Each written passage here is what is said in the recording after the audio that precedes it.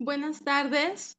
Buenas tardes a todos. Mi nombre es Claudia Ponce y estamos aquí reunidos junto con mis compañeros que en su momento se irán presentando para hablar de la conceptualización y terminología de los derechos humanos. Yo voy a comenzar hablando o dando el concepto de lo que es derechos humanos en el ámbito jurídico. ¿Y por qué hago énfasis en el ámbito jurídico? Porque los derechos humanos o el concepto no es el único, se encuentran múltiples conceptos, esto derivado de las diversas disciplinas que estudian a estos derechos humanos. Entonces, bueno, derechos humanos en el ámbito jurídico se define como el concepto de derechos basado en la dignidad de todos los seres humanos. Estos derechos humanos se encuentran jurídicamente normados en normas nacionales y en normas internacionales. En normas nacionales pueden ser como la Constitución y en normas internacionales como los tratados. Eh, es importante que consideremos que los tratados internacionales se deben de tomar como último recurso, es decir, cuando el Estado no está respetando, garantizando y haciendo la difusión correspondiente. Los derechos humanos tienen tres características principales que son indivisibles, son universales y son interdependientes. ¿Y por qué son o a qué se refiere este concepto? Bueno, universales porque le corresponden a todo el género humano, interdependientes porque uno depende del otro, es decir, funciona como un engranaje. Si yo tengo derecho a la vida, también tengo derecho a una habitación digna, a la alimentación, a un estudio, también tengo derecho a la libertad y, y me falta el último punto que es indivisibles. Indivisibles porque no se concibe la idea de que este conjunto de derechos pueda ser dividido a cada uno de a cada integrante, vamos así decir, de la sociedad. Nos corresponde los mismos derechos a todos y no le voy a, o nos van a otorgar a un grupo unos derechos y a otro grupo otros derechos. Bueno, esa es mi participación. Gracias. Muchas gracias, Clau.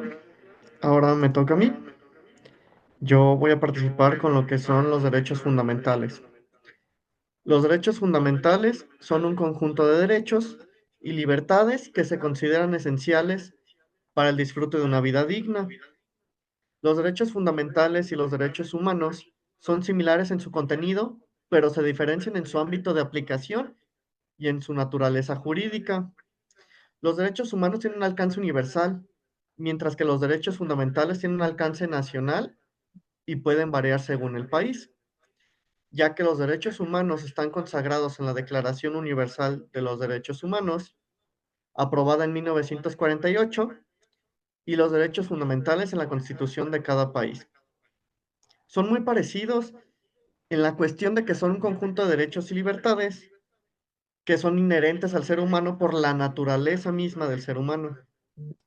La diferencia es el ámbito de aplicación que pueden llegar a tener, ya que derechos humanos es el término que se maneja a un nivel internacional y aparte también tienen una gran diferencia en la cuestión de los mecanismos de aplicación de cada uno, ya que cada país tiene distintas organizaciones, distintas leyes respecto a lo que son sus derechos fundamentales. En cambio, los derechos humanos tienen un lineamiento internacional que donde estés, en el país en el que tú estés, sigues gozando de los mismos derechos. No cambian a diferencia de como por ejemplo algún país de Medio Oriente, con México, con alguno de América. Por mi parte sería todo. Bien, a mí me tocó la parte de las garantías individuales. Bueno, básicamente en algunas legislaciones nacionales se llaman garantías eh, constitucionales o derechos constitucionales. Es decir, que son derechos básicos mínimos consagrados dentro de la Constitución y básicamente nos dice que son derechos que se consideran esenciales dentro de un mismo sistema político y los cuales se vinculan como tal a lo que es la dignidad humana. También las características principales de de las garantías individuales nos dice que de entrada pues son materia del derecho público y subjetivo, de cuyo cumplimiento de cuyo cumplimiento el Estado es el encargado. Comúnmente este tipo de derechos nos dice que son unilaterales, irrenunciables e intransferibles, además de que también son perdurables. Existe como tal una clasificación de garantías individuales, la cual nos dice que son garantías de igualdad, garantías de libertad, garantías de propiedad y por último unas garantías de seguridad jurídica. Como tal, en algún ejemplo de garantías individuales podemos considerar que está el derecho a la vida, el derecho a la integridad física y moral, el derecho a la libertad de creencias, el derecho a seguridad jurídica y tutela judicial. Básicamente es la parte de las garantías individuales.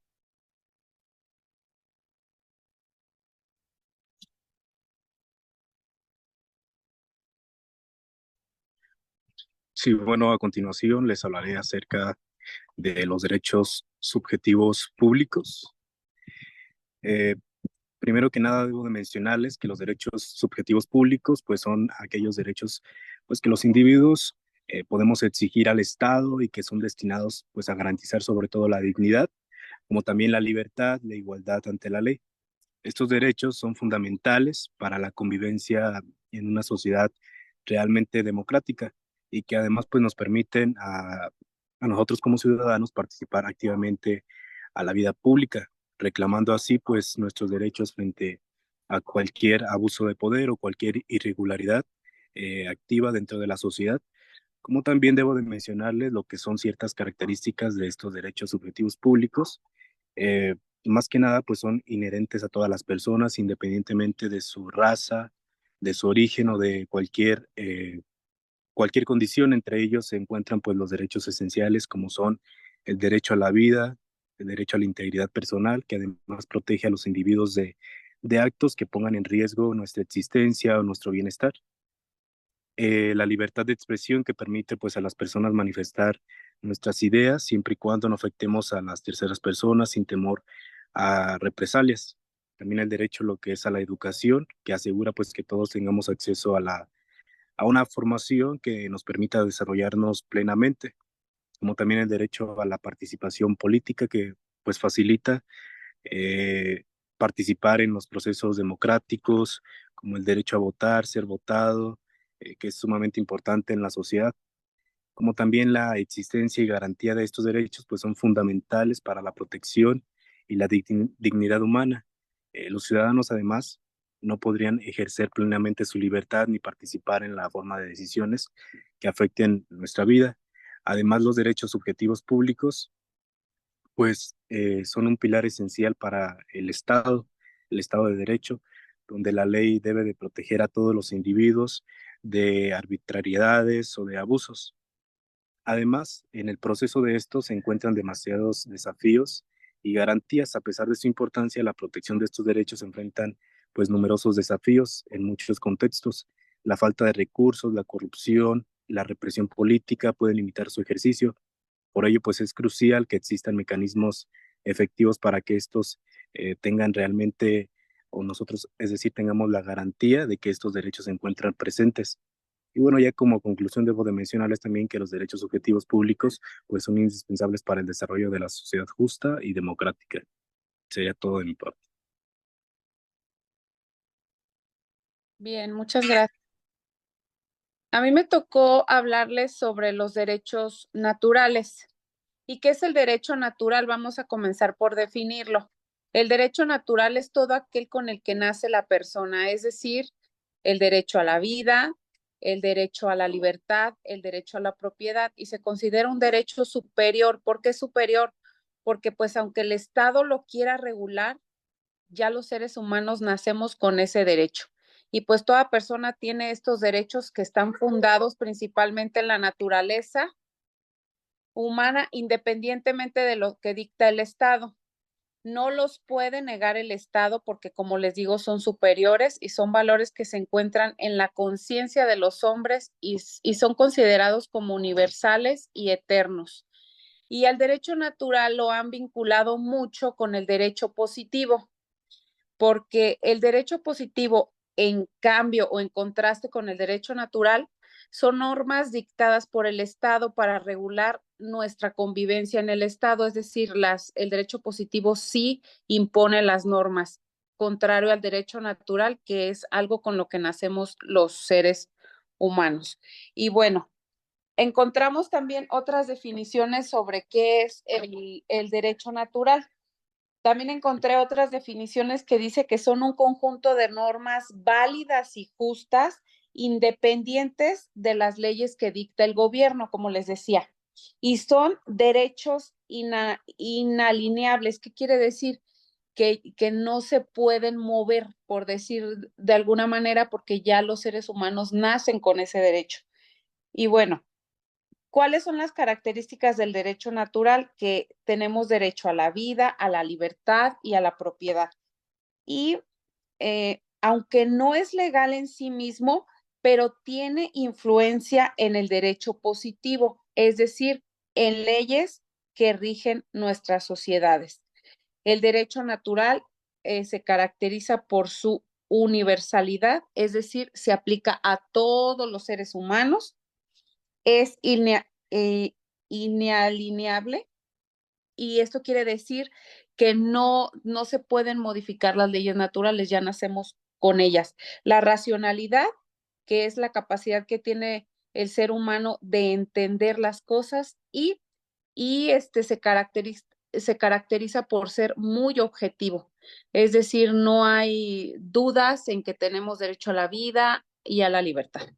Eso sería todo de mi parte y les agradecemos la atención a nuestra exposición y buenas tardes. ¿Listo, verdad, compañeros? Así es. Ok. Así es.